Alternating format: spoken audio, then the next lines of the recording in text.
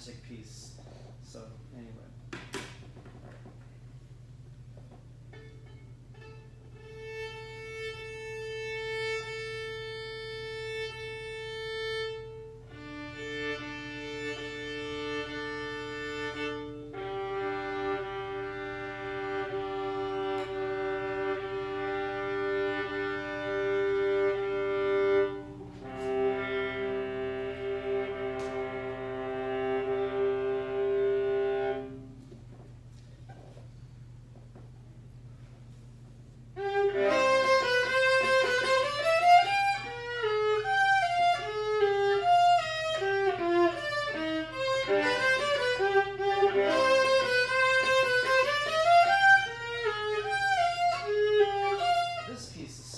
Because you have a lot of instances where you have a lot of notes tied onto one bow. But there's a long note, and then da-da-da, ya-da-da, and you need that bow. You're doing this da-da-da, and there's no bow left, right?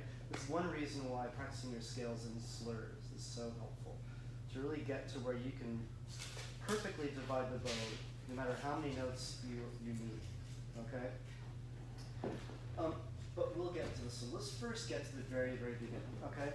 The beginning was great. Your vibrato was excellent, and then you stopped vibrating almost completely when you felt less comfortable with the notes, okay? Let's just start from the very beginning and just play perhaps with a little bit bigger sound. Remember, this is essentially a romantic concerto in the style of a Baroque concerto. So I think even though it's going to be big, it should not be completely legato. So it really should be not. Okay, so a lot of sound, a lot of bow speed, but not necessarily legato. Okay, try the beginning. Okay, so first of all, it's minor. This is a minor concerto, not that's this Happy Brothers version. We don't want that. Okay. Also, in terms of bow distribution, can you begin the piece as if there was no pickup? So play for us the downbeat of the first full measure, which is a chord. Okay, so when you did that, your down bow is here. Now when you played the piece, you went like this, which meant your down bow was here. So this is another really helpful thing to think about is when we're trying to figure out where in the bow we should be for a measure. If there's a pickup, take out the pickup and say, well, this is where I'd like to play it without the pickup. And then we have to retrofit that. So, not there. Okay, so.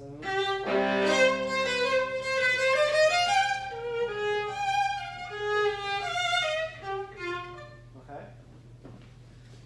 The very beginning.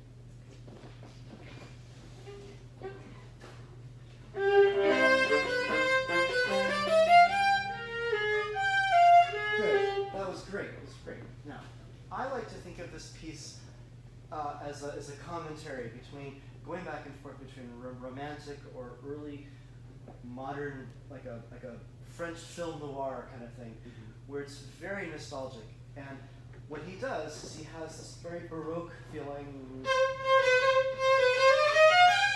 and then he has a love letter from Paris. Okay, and I think if you think that way, it's more fun. Otherwise, it sounds like an etude. Yeah. Right. So I think if you can add a little storyline to this, it'll be a lot more interesting. Okay, a lot more interesting. So what we do is we actually take a break. Then what also happens is we change the way in which we're bowing. We change the color. When we go to our love letter section, we're going to use a fast bow. And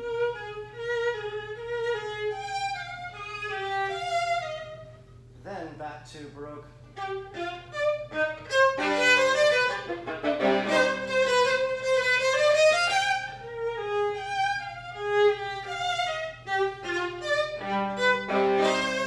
So you have these two different ideas, these two different worlds. I think it makes it more interesting. You want to try that? Yeah. And take time if you need to. Like, don't worry about running it all together. Okay? yum, da da dum. I think you've done the telemon before, right? You're not going to go. You're going to go. So the quarters are short. Not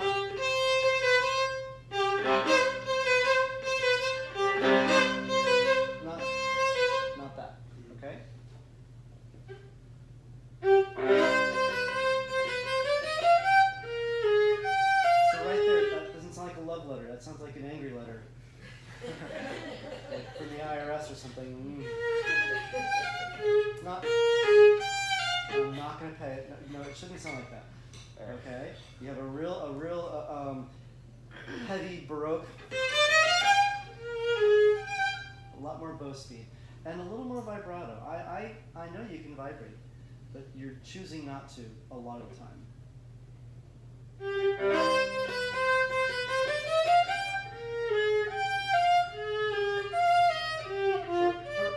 Short, go on. Right there, yum, boom. Good. And it's not that it should be in the lower part of the bow, and it's not an arpeggiation. Let's just spend 30 seconds on the chord. Okay, this is a 4-note chord, so it's really in 2 parts. There's this part, and there's this part. Can you just play the bottom 2 notes first? Good. Now this time, can you pull the sound? I feel like you're pushing the sound. So put the bow on the string and then have your hands sink into the, and then pull it. There you go. Good. Now let's play the top of the chord, which will be in the middle of the bow. So we're gonna, and then it's the same idea. Still pulling, that's the middle. Middle. There you go. Middle. You put them together, you go. Try that. Good. Now when you change to the top 2 notes, don't drop your arm.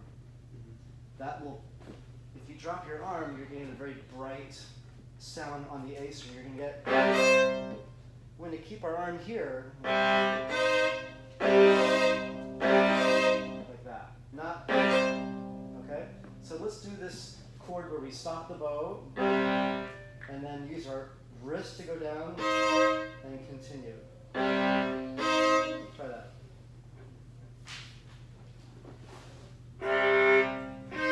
Excellent. Try one more time like that. Not so much bow on the bottom of the chord, but the top instead. Now we're going to put it together like this.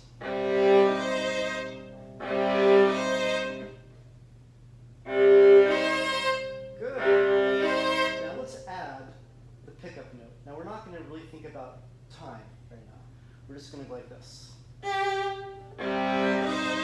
So single note.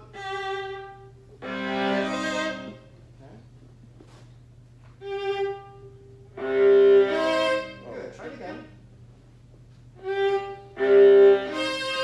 See, you tend to leave everything but the top note. And don't even have to look at it to know that why that is, because your arm drops and you're only on the top note. Like this. Instead of going. Okay? Try it again. Excellent. You hear the difference? Mm-hmm. It also has a darker resonance to it, okay? Now we've worked out the technique of this chord. We've succeeded in adding a pickup. Now we're going to do it in time, like this. 1, 2, 3. Okay, try that. So you kind of took 3 steps back for a couple reasons. One, your pickup is way here. It's just young, so not here, because that means that now your downbeat chord is here instead of here. So everything has to do with your bow location, okay? So. Okay.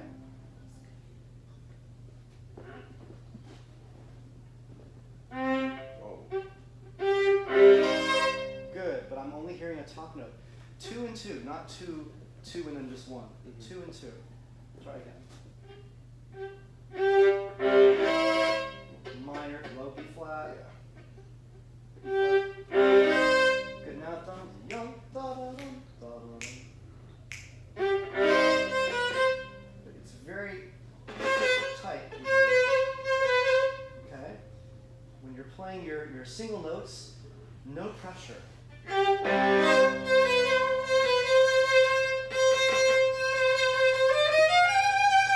No pressure, just a lot of air, okay? So that's one thing you can work on. Let's now go to the section that I think is really challenging. You've got all the slurs right there. And then you've got a lot of very modern bow strokes that they didn't have back then. Further making the point that this is really not a Baroque piece. You have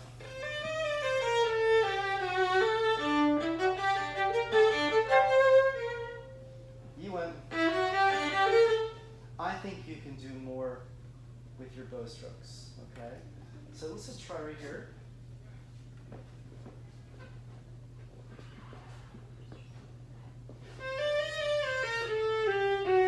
Can you try it once up bow? And do the ink, meaning you're going to go.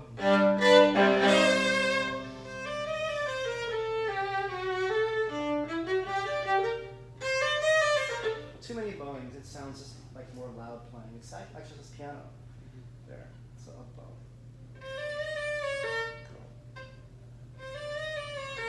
You're doing an Arabian version. You should be. No. Okay, try it again. And as you go up bow, the whole arm goes up. You're leaving your arm here, and you go like this. It's not we're doing this, we're just not doing this. It's always on the same plane as the bow is.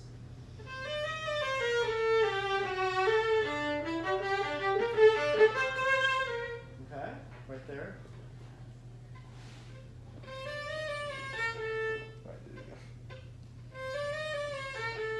Do it super slow, like this.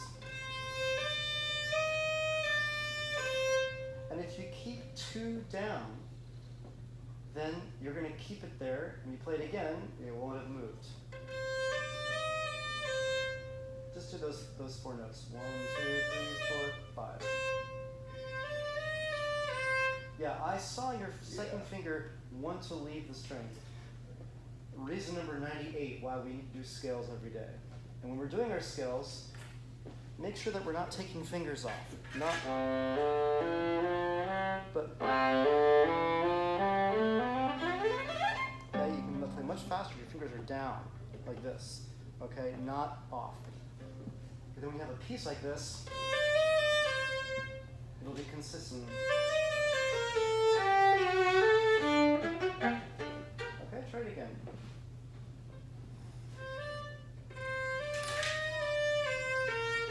Good. Do the inks. We're gonna do the whole thing in up bow, and it's soft, so we can use less bow.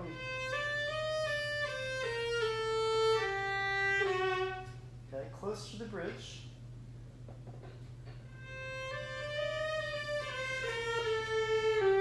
That was great. Now, when you did your string pressing, I'm gonna be really picky because you sound great. You did this.